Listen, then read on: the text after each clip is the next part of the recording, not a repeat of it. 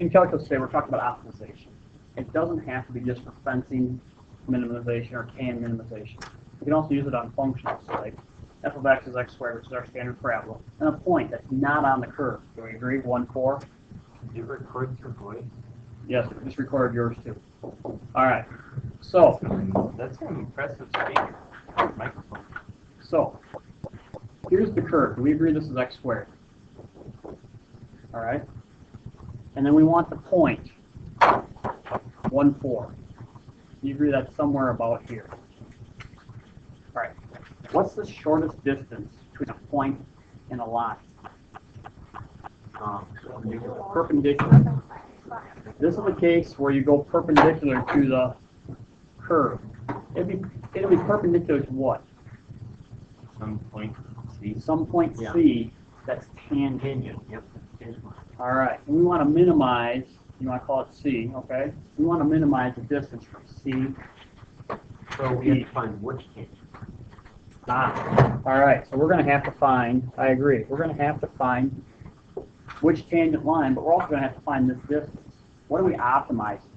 We're optimizing distance. We're optimizing PC. All right? Well, how do we find PC? Well, the point is 1, 4. What is the point C? Do we know? No, so let's call it XY. Does that make sense to you guys? We know from Pythagorean theorem the distance formula, right? We can do the distance formula right now from C to P, all right? And to blow that up, so we can kind of think about it, you know, I show that as a green line. This is XY, and this is 1, 4. You guys agree this distance is x minus 1? This distance is y minus 4. You got to do a difference, right? Now I'm just going to leave. Doesn't matter, because what do you do with Pythagorean theorem? You square it. Remember for the distance formula? So the distance here can be a negative. When you square it, it'll be positive. So I'm going to say that the distance here is that it's PC squared. So this is length PC. Do we agree? From point P to point C is equivalent to y minus 4 squared plus x minus 1 squared. All right.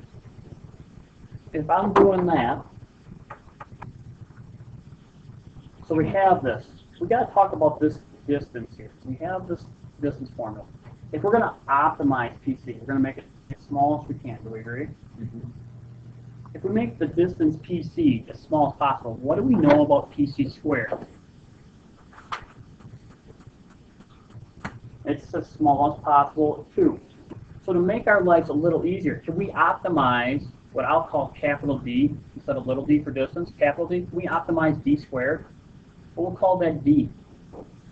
And then I can optimize this. That's what I want to optimize. You guys agree? That distance. All right? Yeah. So,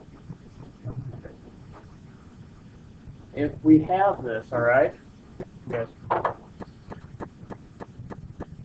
And we're back. And we're back.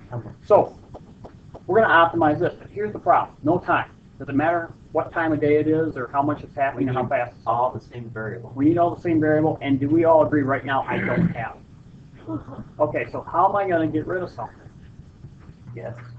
Find the relationship. What's the relationship between, we need a relationship between x and y. What is it this time?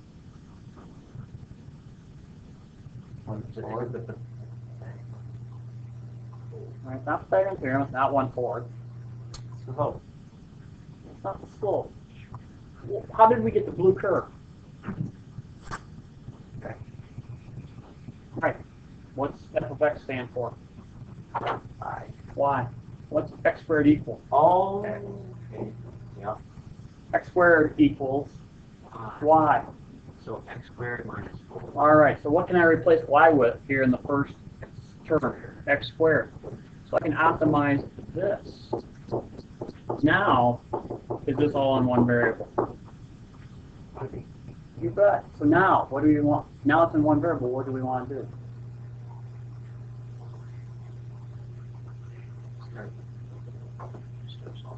All right, well, you can't really solve it. What do we get? To optimize something, what do we know? We're looking for either a max or min. This time we're looking for a min. Well, okay. So she. So the derivative will help us, right? First derivative rule, all right? So we're going to take the derivative of this. I am not going to square this out. I think this is one of those times where we may be ahead to not square it. So the distance squared, or the d prime, is equivalent to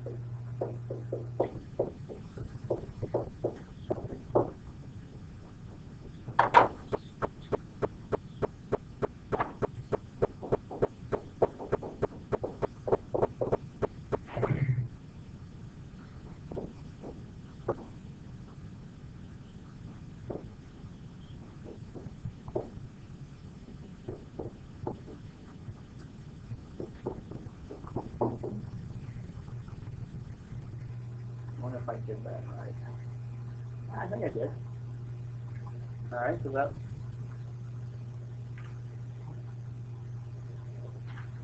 So now we're stuck here, having to look at this and make a decision. All right, how to handle this? What do we have to do? That's our d prime. We have to find the zero. So how are we going to find where this is zero? D prime equals 0. D prime equals 0. Do you agree this is not going to be a fun polynomial to deal with? Yes. So listen, I'm going to make it. All right, listen. I'm going to call this. I'm going to call the derivative d prime of x. Okay. I'll pull out a 2. That's a good idea. And I'll make it x cubed minus 8x plus x minus 1. You guys agree? Yes. 2x. Thank you. Wait, where'd you get negative 6? 2x times 2 is 4x. 4x Why times didn't you negative 4. combine the like term? Oh, we should do that. That would be a good step. Shoot. So Why don't we take out 2 and combine them? So is it wrong for me to write it 4 minus y? Because then I get 16x is positive. No, you don't. You multiply it. Or, well, derivative of this.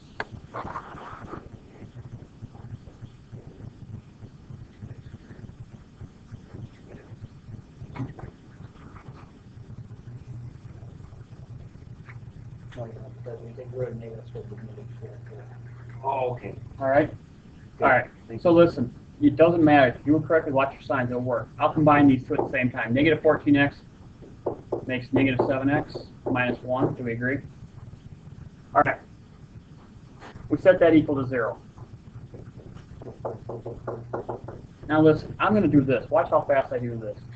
You guys agree d prime of 0 is less than 0. If I plug 0 into d prime, okay, I'm going to get negative 2, right? What if I plug in 1? What am I going to get? 2 minus, it's still negative, do we agree? That doesn't help me. What if I plug in 2?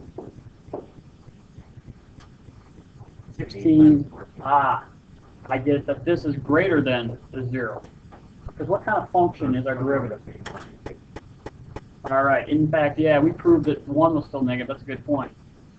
We know that somewhere between, by IBT, do we agree by IBT as a continuous function? There's a 0 between 1 and 2. We have to write by IBT. If you're using that in your mind, you better write by IBT. Yeah. But listen, we did this. We are guilty. We are guilty. So So what are the so we have to figure out our zeros. All right. This is the time we can grab our calculators. All right. Now we could do this longhand, and we could start looking for this. We could try 1.5. Try some of the more standard numbers. This is a non-calculator section. One of those numbers would have to work. If you pick up your calculator, and I'm going to pause the video while we put it in, but there's a solver. We're going to use solver on our TI-84s to do this. So using our TI calculator, we put in 1.93.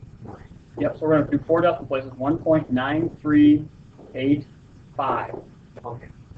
So when x equals 1.9385, we have 0. Now, the great thing about doing IVT here is what do we know about the sign? It goes from negative to positive. What's that prove? and I'll say since it goes negative to positive, right? Since d prime goes negative to positive by first derivative rule, x at x equals 1.9385 is a minimum. Period. So what's our point? Well, the original function was y equals x squared. So our point that gives the absolute minimum distance is 1.9385 for the x-coordinate. And I take that answer from my and square it. Hang on, my calculator slow.